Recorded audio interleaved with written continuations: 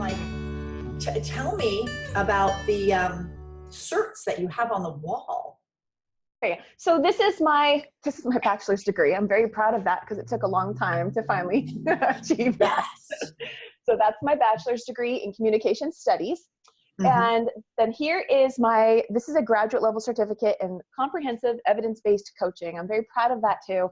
These things just help me to go, Kim, you've been through a lot, and look, you've made progress, and I love that. So that is so super important for us to be reminded that we are making progress, and that we've come from someplace and where we actually have improved, because unless you're doing a little bit better every day or helping someone a little bit more, you are actually going down. Things don't stay the same. To have these little reminders of like, oh, okay, I'm more together now. I cry less, The rejection don't stick with me as long as they used to, Yes. I think if we aren't paying attention to, what are we learning from the different experiences in our life, even just the simplest, smallest things, we can start to feel like we aren't making progress. An entrepreneur too, you're your own boss, and that's a cool thing, but then sometimes it's a difficult thing because you're your own boss. And it's scary. Like, what do you do to sort of push yourself forward on a day where you're like, We met at the New Media Summit, and that's a great question. It's because it's sort of newish for me. Mm-hmm. Not every day has been, the best day ever, but in some ways I honestly feel like I'm still in a little bit of a honeymoon phase because I'm so much happier.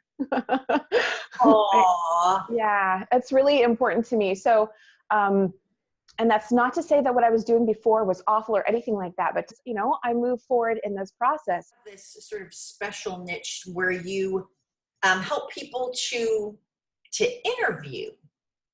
That is part of what I do. Yeah. So I tell me about that, and how is it like that why you? Okay, I need to do something where I get to help people and serve in that capacity. What can I do right now? What do I really know? Interviewing. I've had a lot of experience with it. So I started out doing job interview coaching. I now have since added on podcast interview coaching as I've moved more in that direction myself. And how did you even tell me about the job interview coaching? Like, and I come to this with my own little past of, I come from an acting background where your whole career is about interviewing, auditions, and you want to have many auditions, right? You want to audition, then you want them to call you back again, then you want them to call you back again. You live for auditions. Well, I was pregnant, and my last 2 months of being pregnant, I got a little too big and I couldn't audition anymore. And so I worked for a friend who had a human resource business and headhunting. That's what it was. Okay. And so I helped her make the calls to her database of clients to say, oh, you have a job interview. And then I would call them and say, you have a second interview. And they'd be like, oh, really? And I'm like, oh my God, aren't you excited to have a call back? And I realized that the regular workaday person that's not their passion to keep going and interviewing and talking about themselves and basically performing. Whereas from my background, that's all we did, Really, you had to embrace the audition interview because maybe for a month, that's all you got. So you had to love that and find the art and the satisfaction in that because you may not get hired maybe but 3 times a year. So it was a real eye-opener for me to learn that other people not only, didn't really embrace or love interviewing, but feared it. So when I saw that that's something that you do, I was like, oh, right on, sister. I should do that. Thank you. Well, and by the way, I do also have a performance background with singing and theater and stuff like that. Yeah. So I totally get what you're talking about there. And then when I was in college getting my communications degree, you're constantly, pretty much every assignment is getting in front of your class, your whole class, and doing some sort of presentation. Okay, so now then, moving forward into the working world, I've had so much experience with the employment interviewing, hiring process from different angles. Number one, going out and interviewing for my own jobs. Yeah. Then in some jobs, I was that middle person, that person that you have to interact with before you get to your interview. Yeah. And then at one point, I actually did work in HR for a while, and I was the interviewer. So I've seen it from all different angles. And when I was at this place where I'm like, okay, I want to coach. What do I know? What can I start with now? I realized, oh my goodness, I see so many people come in for interviews and they're just making all these little tiny mistakes, and I don't think they realize how much it's working against them. And so I realized that was really something that was a place I could really serve in and support people to know how to prepare, how to present their best self for an interview. And it's so interesting because as I started doing that, people would say, what do you mean? How do you prepare? And I'm like, oh my gosh, well, let me show you. Because it's a lot simpler than people may think. And, it's so a lot of it comes down to knowing who you are, what you have to offer, and being clear on that. So that's where I started coaching. Then I moved into personal empowerment coaching. And then another thing you may have heard me say at the New Media Summit was how I moved into a job as a crime analyst.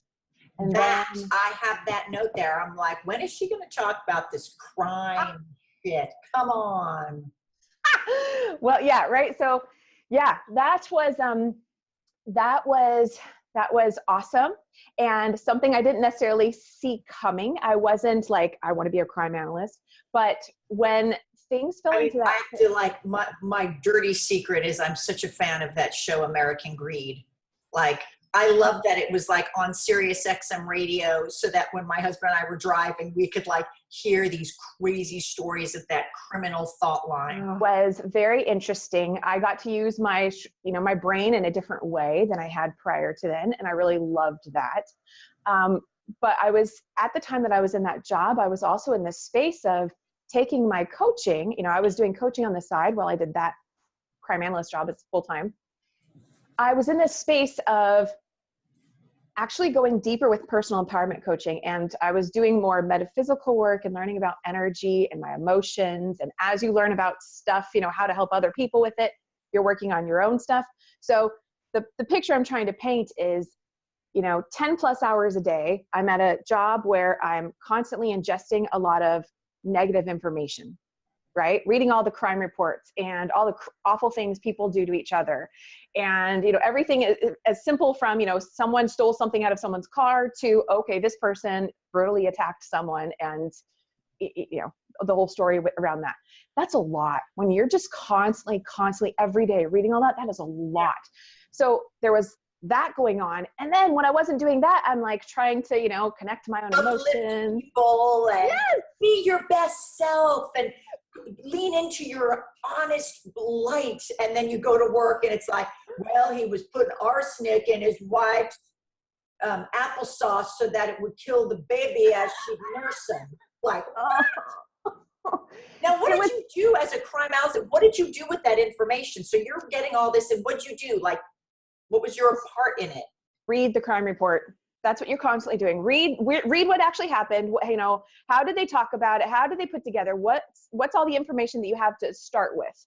Then you start to extract pieces from that and do some research. Okay, well, what more can we find out about this? Does this incident sound similar to another incident I've heard? Could they be linked? Could they be similar suspects? What's the trend? What's going on here? How can we prevent this? How can we catch this suspect? So there's a lot that goes into it. A lot of, it's a lot of computer work, a lot of reading and research, and it's like putting a puzzle together. You got to stand back and it's like memorize it and then forget it all. But what sticks, Yeah. Yeah. And the thing is, you could constantly, at least I could always go deeper and deeper and deeper with everything. So you have to find like a cutoff place. Okay, like this is going to be enough for now. So we have something to move forward with. So it's just, that was a lot. So that was a lot to be doing that, plus, working on my own stuff and supporting others, with their own personal. Yeah, I like that. That's inspiring. And that's so much about what, it's the actor who's, slinging hash and washing dishes and then doing their auditions, and I am sort of coming into this world. I'm like, wait, doesn't everyone have 5 jobs? It's amazing how much you will put up with as long as a small part of your day is doing activities that you really love. Yes. And I feel obviously being a parent is usually one of those jobs, like you can work 9 to 5 hating what you're doing, but you've got this love of raising your kids and love of being with your husband or wife. But for a lot of people who either don't have kids or who are done with that part of their lives, the sort of 45 and up, who are wanting to now have a game that they love, it takes juggling several things so that you can be experiencing that gift and giving that, before we croak, so we don't regret. Absolutely. Yes. Non-negotiables. What's non-negotiable? And, if not now, when, kind of thing, right? Mm-hmm. And that's what I was saying to myself about 8 months ago. Okay. Yeah. I'm doing a lot of work. Things are kind of shifting, but you know what? I'm ready to, make things happen in a much bigger way. So yay or nay, I said yay to myself. And I said, it's time to make the transition. So yeah, well, that's where I'm at. So super. So now what is your, I was just talking about this with a client just today, and I hate saying this word, but they say, what is your ideal avatar? I hate that. Oh, I'm probably going to edit that out. It's such the trendy term. Yeah. Make everyone into a robot. What's your avatar? I feel like, but, like what's a success story of someone that has been kind of, searching for something or a little lost and you plunk them, and what are some of the things that you've done that really turn them around? Can you tell I'm Italian? Like all I want to do is just freaking do sign language. I love it. As far as I know, I'm not Italian, but I feel like I do the same. So I've wondered if I. Oh, I love your hands. I was going to comment on that. I was like, oh, thank you. Oh, I love it. The way you did your, but you were so talking and I didn't want to interrupt to like put your attention on your hands, because then you might have forgotten what you were saying, because I do that often to people. I'll just visually notice something about them, their dimple or something, and I comment on it, and then they forget what they were talking about. But your hands was one of them. Oh, well, thank you. Okay. Awesome. Well, okay. So then let me just say, so my ideal client or avatar, the people that I tend to work best with are, there's a few different categories. So people who are heart-centered professionals. When I say that, I don't necessarily mean spiritual entrepreneurs, because some people automatically assume that's what I mean. That could be one of the people that fall into that category. But really, I'm talking about anybody who operates, what was the way that I was, who puts their heart into everything that they do, into their work. And so a lot of those people tend to be, other therapists or social workers or people in giving, caretaking roles. But also, because I have worked in public safety at both police department and a fire department, I can also say public safety officers. There's so many of them. Yeah, they're in that position because they want to serve, they want to help, and so anyway, so them as well. So anybody that's giving from that place. I love whatever was in that exhale of yours. What went through your head? I wish I could have just gone in and put a movie camera in there. You know what? Okay. So let me expand on that. So I don't have too much time, but tell me, because there was whatever you just did there. I love you right there. Well, thank you. I love you too. So that is about people who don't feel seen and heard. And I've noticed a lot of people who give so much with their heart, they tend to, number one, not take enough care of themselves. So it becomes a skill they need to start to practice and learn.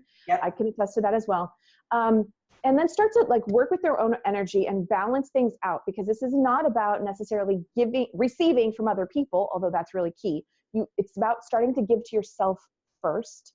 Yeah. Anyway, so that's one thing. But then secondly is, just with public safety, it breaks my heart. It breaks my heart to see people not appreciated for what they give. Yes. And Like, I don't need, if someone could gift you like, $7 million, and all you had to do was to spend your days talking to public safety workers and getting their story and just listening to them and validating them and putting a little spotlight on them, would that be a dream situation for you? Such a dream. Honestly, Denise, that's something I wanted to do like a year ago. And so we have to make that happen, because that's where like the internet kind of busts right there when you think about that. Because for me to get it here, like your picture just went right into my head, and I just saw, oh, this girl just needs like a fund so she could sit down with lights and some cameras and a spotlight on these people who are sometimes looked at as the bad guy and then this guy, and bring out who their true selves are. Absolutely. They are so much more than their role, just like every person is, but them included. Absolutely. Totally. Right. And we all we could all do everything, but when we have a little more of an affinity and a reality with certain areas, let's specialize in that and let other people take care of the stuff that we also like, but maybe it's not our specialty. Like, you have this extra familial connection with that area, and there's no person better for that than you. And so thank you for that. And I love how you're bringing that to sort of every man, but I see there's something in your future with being able to something very viral YouTube-y, because I love it. Yes. Well, thank you. Yeah. And so I think that's interesting when people hear that I also kind of got this spiritual heart-centered thing. I've got the contrast going on there. And anyway, I don't know. I just wanted to identify that. Yes. I would love to be able to serve public safety officers more in that capacity too, and know that they are supported and seen beyond their role as an officer. Yeah. Yeah. Because when they get that love, it just keeps coming back to society. Yes. When it's like when you treat a kid as an animal, he becomes more animal. Like, when have you ever seen a child who was put away and locked away in some social crazy psychiatric institution and treated like an animal come out being, unless they're drugged to a zombie state, but beside that, when have they come out feeling like they're a respected member of society? Like, wait, you've just treated me like an animal and locked me up, and now, right? So can I share a quick story with you? Okay, so on that note, one of the things that really got to me as when I was a crime analyst were the incidents involving kids. Now, the story I want to share with you was not actually when I was a crime analyst, but prior to being a crime analyst, I was in a different role at the police department, and I was encouraged to go on ride-alongs with different officers. There was one ride just to learn, like every single ride-along is different. They just, every day is different for them. So there was one day I went on this ride-along with an officer. He got the call to, there was a juvenile, a teenager, juvenile is the term we use, but so teenager who had stolen a laptop over in the park, and so anyway, we went to get the kid and the laptop, and he was now sitting in the back of the car. I was sitting in the front passenger seat, and the officer, we drove over, I think, to the kid's parents' house or something, and the officer needed to get out for a few minutes. So for a few minutes, and it felt like a long time, me and the kid were in the car alone.